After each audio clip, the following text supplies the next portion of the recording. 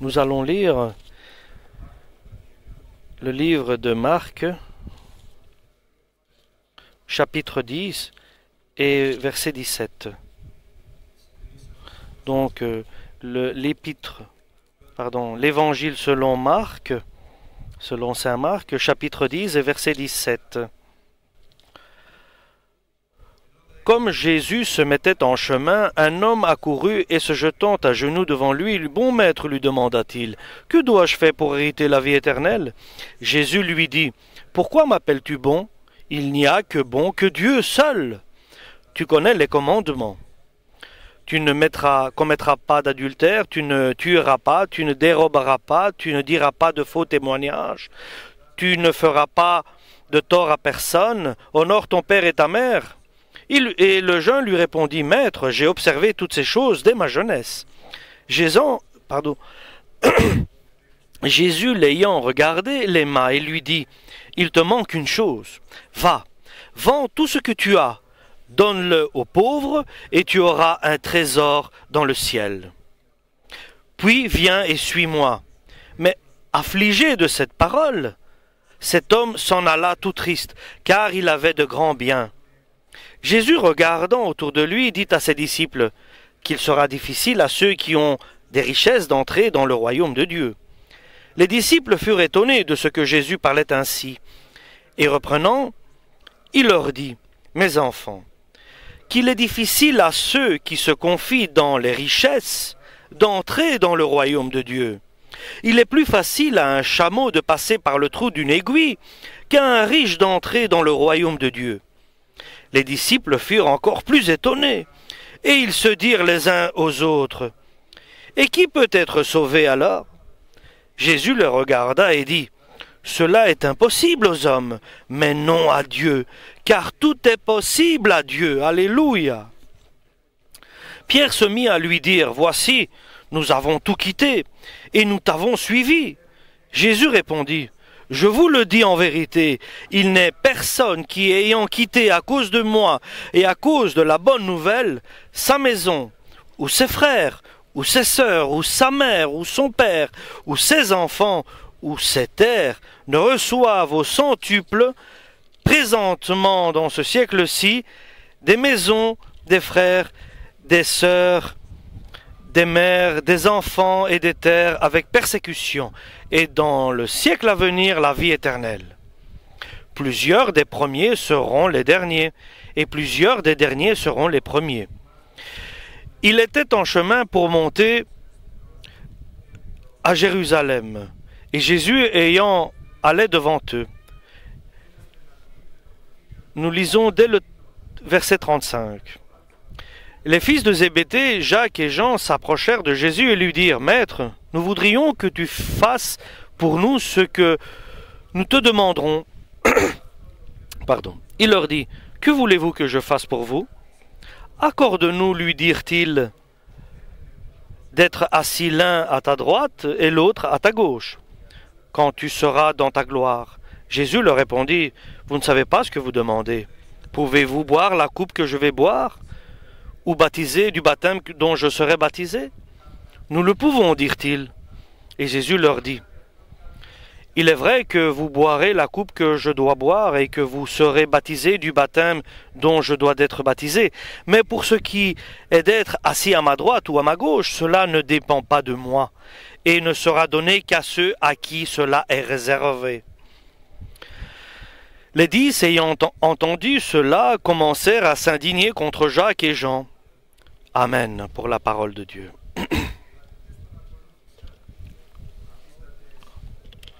Les disciples ont suivi Jésus en abandonnant tout, lorsque Dieu les a appelés.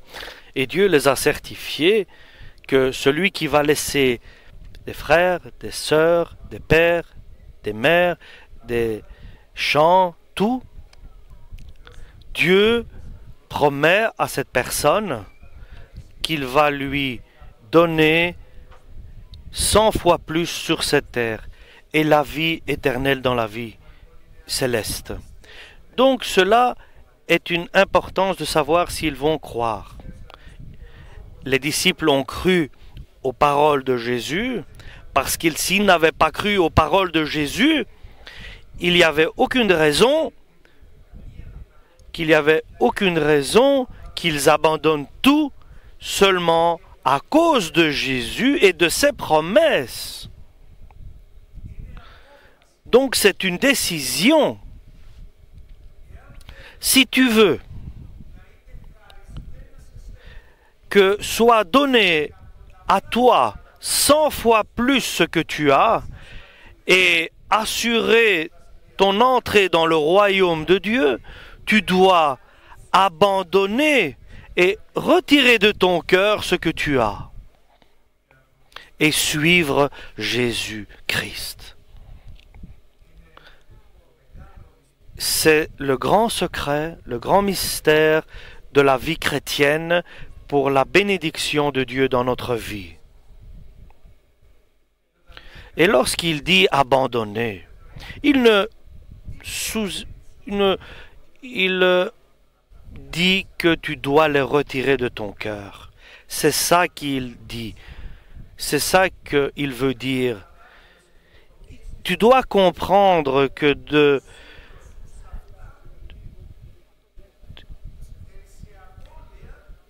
lorsque tu es accroché à cela, ce sera pour toi un obstacle. Ton zèle pour ce qui est la famille, c'est pour toi un obstacle dans ton cœur si tu les as plus que Dieu. C'est pour ça qu'il demande de retirer cela de son cœur, parce que va arriver un moment où ces personnes seront un obstacle dans ta vie spirituelle. C'est pour ça qu'il dit celui qui laisse père, mère, enfant, frère, pour le royaume de Dieu sera béni. Et Paul, l'apôtre Paul, disait que j'ai considéré tout comme néant, sans importance. Alors j'ai compris que tout ce que je connaissais, tout ce que j'avais, était un obstacle dans ma vie spirituelle, était un obstacle que je puisse connaître le vrai Dieu. Tout ce que je savais, tout ce que j'avais en moi était un obstacle devant moi pour connaître Jésus-Christ. Et lui était une personne qui vivait dans ce monde, l'apôtre Paul. Mais il ne faisait pas partie de ce monde, disait-il. Et Dieu lui était agréable. Il était agréable à Dieu. Et c'est une personne comme ça que Dieu bénit, comme l'apôtre Paul, qui considère qu'il ne fait pas partie de ce monde, et que son monde à lui, c'est Dieu le Père, le Fils et le Saint-Esprit. Et il a bien sûr la compréhension de la vanité de tout ce qui est autour de lui, que tout est provisoire. Et il était dans cette catégorie, apôtre Paul et aussi les apôtres. Et ils ont tout abandonné pour suivre Jésus-Christ. Et nous savons que ce jeune qui rencontre Jésus sur la route, depuis petit, accomplissait les devoirs spirituels. Ce jeune accomplissait ses devoirs religieux depuis petit, dit-il à Jésus-Christ. Il gardait les commandements de Moïse, il était heureux et en même temps il était riche. Mais dans son cœur, sa conscience lui disait qu'il n'avait pas la vie éternelle. Il avait tout sauf la vie éternelle. Il avait une information de sa conscience qui lui disait qu'il n'avait pas la vie éternelle. Tu ne peux pas avoir le monde et la vie éternelle dans les cieux. Et lui, il avait le monde et tous les biens de ce monde, ce jeune, il était très riche, mais il n'avait pas la vie éternelle, laquelle il a entendu de la part de Jésus que Jésus la donne. Et il s'est approché de Jésus et il lui a dit. Et Jésus a vu un jeune qui est un jeune dont il était impossible d'être béni par Dieu. Il y a des personnes qui est difficile d'être bénies par Dieu. Oui, il y a des personnes qui sont difficilement bénies par Dieu. Et au lieu de penser autour de nous, qu'on regarde nous-mêmes. Il y a des personnes parmi nous, sinon nous allons rendre la parole mensongère. Il y a des personnes parmi nous dont il est impossible qu'ils soient bénis par Dieu et ni 100 fois plus ici sur la terre, et ils ne vont pas hériter la vie éternelle dans les cieux. Si ils ne comprennent pas et qu'ils ne reviennent pas vers Dieu, et de comprendre aujourd'hui et de revenir vers Dieu et d'assurer la vie ici sur terre selon la volonté de Dieu et hériter aussi le royaume de Dieu dans les cieux. Donc nous devons nous poser la question, nous devons nous mettre devant un miroir et examiner notre personne, vérifier ou dans quel groupe de personnes sommes-nous, dans la catégorie du jeune riche, ou bien nous sommes encore dans la catégorie du groupe des disciples, comme Jean et Jacques, qui demandaient le pouvoir dans les affaires de Dieu. Donc, ils ne sont pas prêts pour le royaume de Dieu. Ils ne sont pas adéquats pour Dieu. Ils ont besoin de repentance et de retour. Et Jésus, notre Seigneur, a la manière d'entrer dans les cœurs des gens. Parce qu'il est Dieu, il est le seul qui peut lire le cœur des gens. Et il peut lire dans le cœur de chacun. Et il peut lire dans le cœur de chacun et voir et donner l'information du danger que nous courons ces derniers temps que nous vivons. Notre Seigneur a vu que ce jeune avait son cœur vers ce qui est ses biens et ses richesses. Et il pensait qu'il dépendait de tous ses richesses et ses biens. Ce jeune avait cela dans son cœur. Et sa joie et sa bénédiction dépendaient. Lui, il pensait que la bénédiction de Dieu et tout ce qu'il avait de spirituel dépendait de la richesse qu'il a héritée de ses parents. Mais il ne savait pas que comme il était là avec un cœur rempli et dépendante de ses richesses et de ses biens, il était établi, cet homme était établi, était quelqu'un de matérialiste et perdu. Et pourtant, il était, nous savons, assez fervent pour ce qui était spirituel, parce qu'il dit, Jésus dit, quand la porte sera fermée, beaucoup seront dehors et diront, ouvre-nous la porte, Seigneur. Et tu nous as enseigné dans les places publiques. Et ces personnes-là, je peux dire, ce sont des évangélistes qui vivent dans la vérité. Et d'autres diront, nous avons fait beaucoup de miracles en ton nom.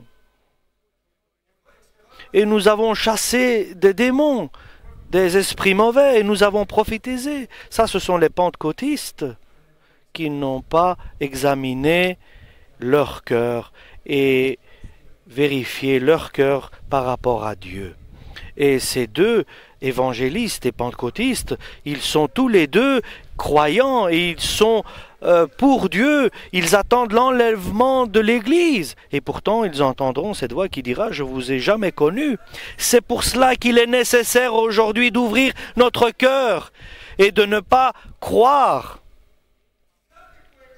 et avoir confiance à notre richesse et ne pas être certain que Dieu nous assure la vie éternelle.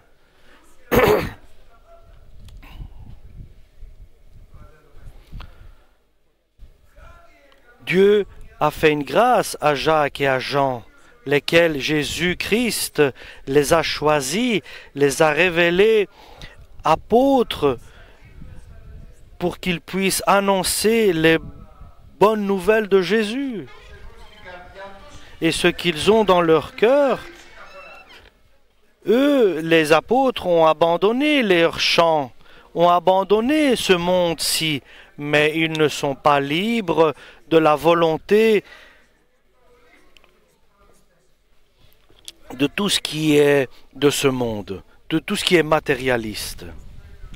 Et comme le jeune doit rejeter dans l'espérance et dans la confiance qu'il a de ses biens,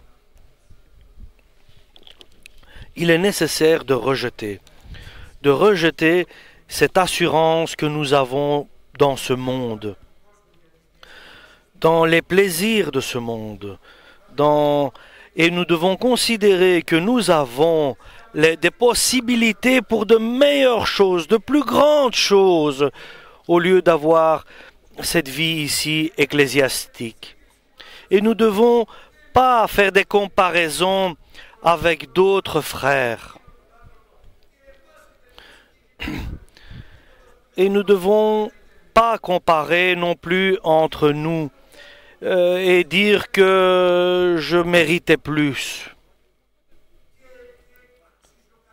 Et je mérite quelque chose d'autre.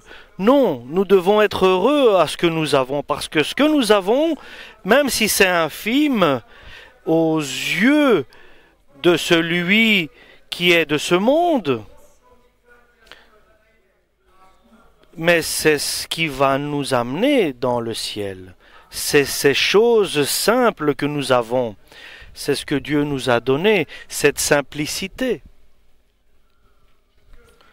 Qui peut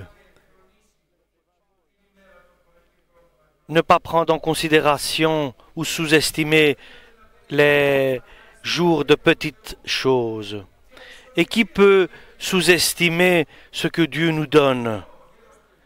Pas ici, mais dans les cieux. Qui peut sous-estimer ce que Dieu nous donne? Le riche voulait avoir tout et la vie éternelle. Cela ne peut pas se faire. Tu dois abandonner ta personne. Tu dois te libérer de cela. Tu dois considérer que tout est vanité, tout est sans importance. Tu dois considérer que tout cela est un obstacle pour toi pour gagner le royaume de Dieu. Moi, je suis riche, moi je suis éduqué, moi je ne peux pas avoir des amis qui sont plus bas que moi. Attention à cela.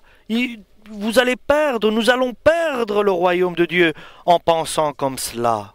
Faisons attention. Dans les promesses de Dieu, comme Jacques et Jean par exemple, dans les promesses de Dieu, Jésus leur a dit, il les a appelés des enfants bruyants, Jean et Jacques. C'est Dieu qui est ce Dieu qui nous a appelés? Et ils sont allés vers Jésus. Ils ont dit, nous sommes dignes, nous avons de la valeur. Et un va s'asseoir à ta gauche et un à ta droite, disaient-ils Jacques et Jean. Et avec ces pensées-là, ce sont des pensées de perdition, de disparition. Attention là. Et Jésus là, et l'un et l'autre, Jésus les a repris. Au riche, il lui a dit, tu veux vraiment hériter le royaume de Dieu?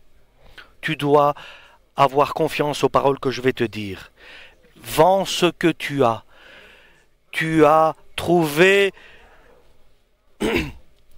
la richesse devant toi qui est Jésus, ce qui est précieux, valeur précieuse que tu as trouvée, tu dois tout vendre et acheter ce trésor que tu as trouvé. Tu dois abandonner ta personne. Tu dois prendre la croix sur toi. Tu dois prendre ta croix sur toi. Et t'abandonner, mourir donc. Et ce jeune était allé avec joie et il était heureux d'aller vers Jésus pour lui parler. Et quand Jésus lui a dit, ou bien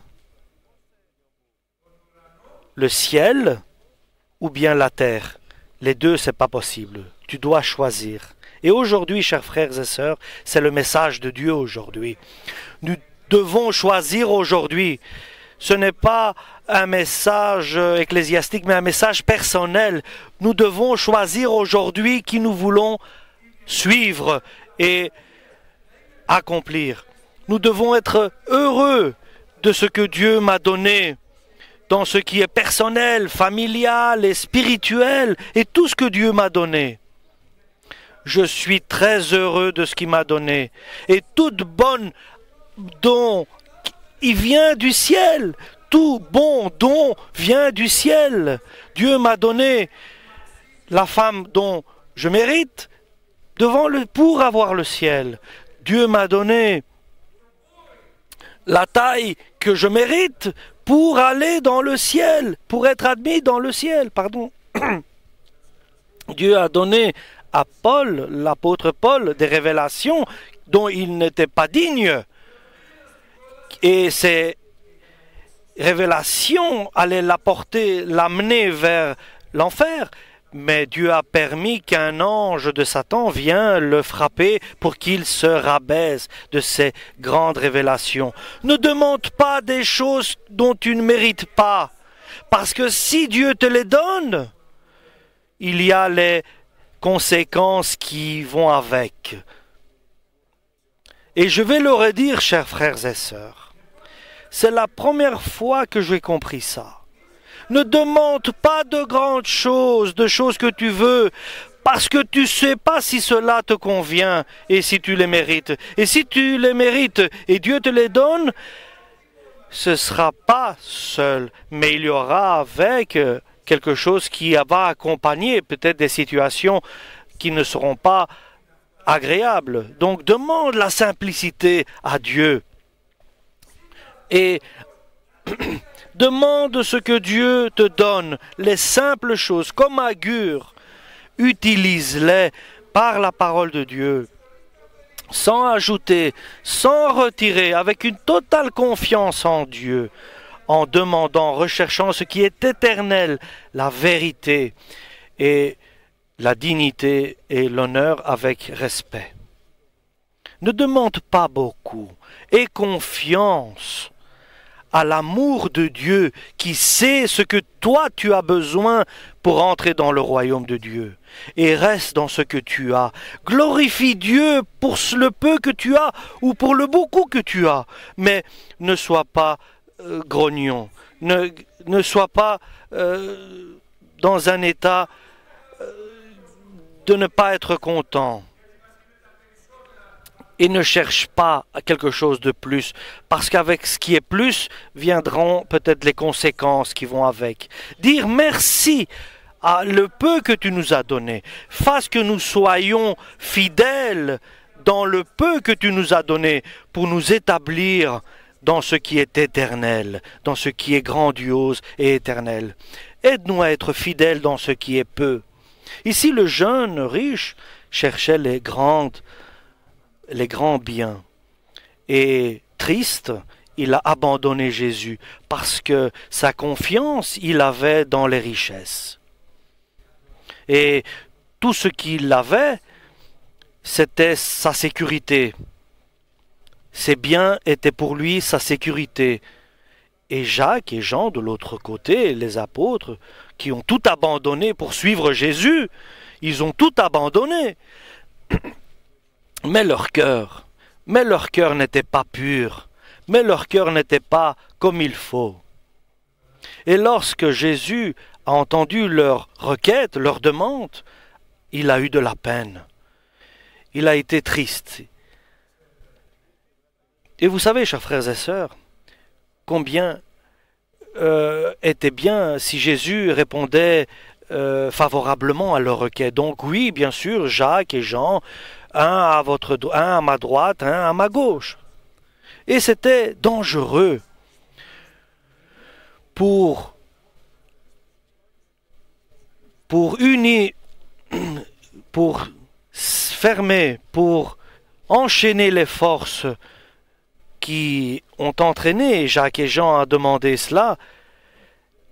Jésus leur répond négativement. Et il nous promet, à ceux qui sont humbles, qu'il fera grâce. Et autant tu es simple, comme Agur, tu dois espérer d'être un serviteur de Dieu.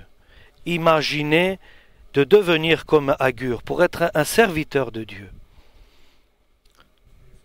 Et le Seigneur a dit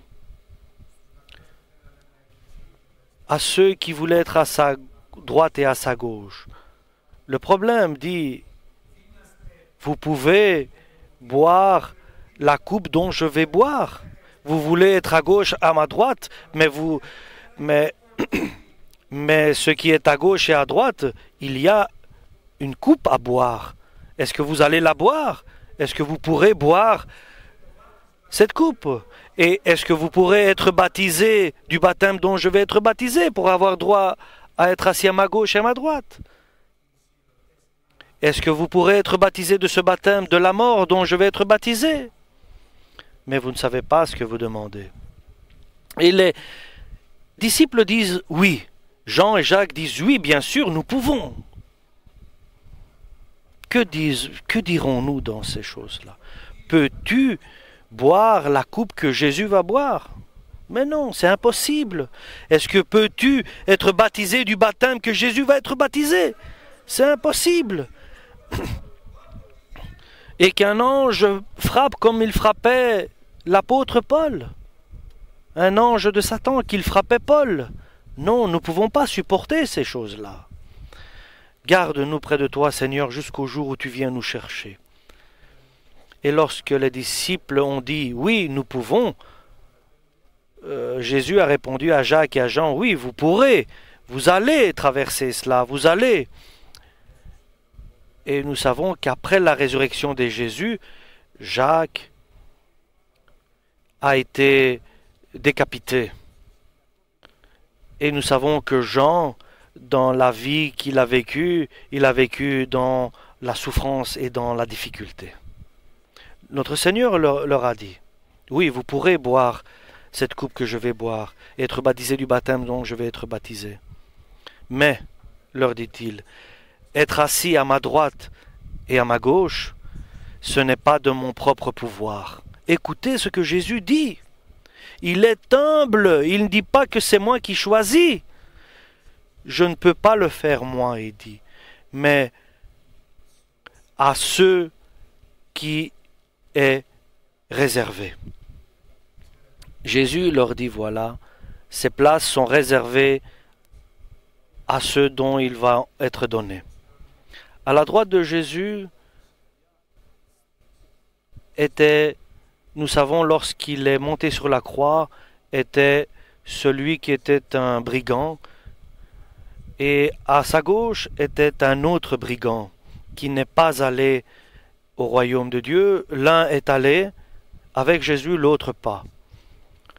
Mais ces deux-là, les deux brigands qui étaient mis à mort avec Jésus, étaient l'un à sa gauche et l'autre à sa droite, ici sur terre.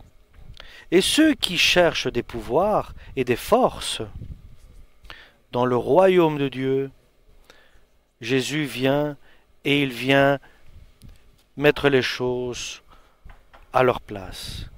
Le monde est une autre affaire et l'Église est une autre affaire.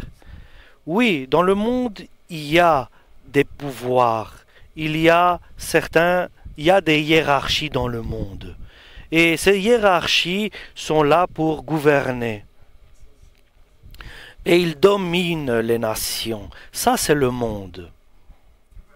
Ceux qui ont le pouvoir, ils dominent les nations, les pays. Ceux qui ont la force dominent les autres. Dans l'Église de Dieu, c'est tout à fait différent. L'apôtre Paul nous dit, moi, je suis un ancien.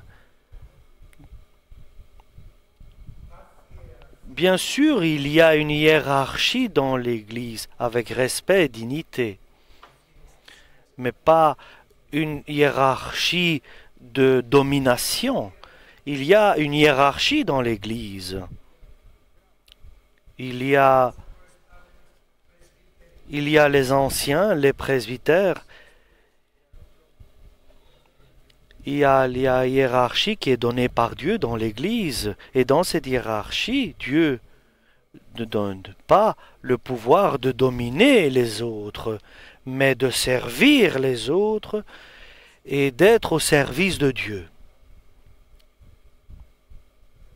Donc, il n'y a pas de hiérarchie et de pouvoir dans l'Église. Il n'y a pas de dominateur dans l'Église. Ceux qui sont les gouverneurs. Et l'apôtre Paul disait que j'étais un comme vous.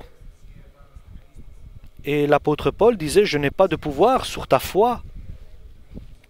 Et toi, tu as le pouvoir de choisir sur le chemin que tu décides. Et je te conseille, je te propose de demander à Dieu qu'il te guide, il te dirige sur le chemin que tu dois suivre. Et nous savons que l'Église n'a pas de dirigeants qui dominent. Celui qui veut être grand doit être votre serviteur. Et celui qui veut être premier doit devenir serviteur de tous. Parce que notre modèle est Jésus-Christ. Notre prototype est Jésus-Christ. Il n'est pas venu pour servir, mais pour être servi, mais pour servir les autres, pardon.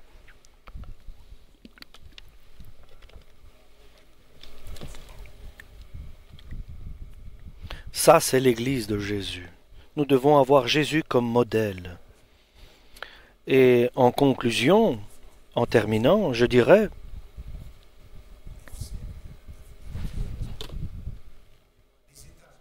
ne demande pas beaucoup de choses. Parce que celui qui demande beaucoup, beaucoup lui sera demandé. Et il sera châtié beaucoup. Et à celui où il sera confié beaucoup, on lui demandera beaucoup de retour. Demandons le royaume céleste, le royaume de Dieu et sa justice. Et tout le reste que nous avons besoin, notre Père céleste connaît nos besoins, il va nous les ajouter. Devenons-nous aussi simples pour que Jésus nous donne de la sagesse et de l'intelligence. Soyons humbles devant Dieu et demandons. Juste devant Dieu, prêts devant Dieu.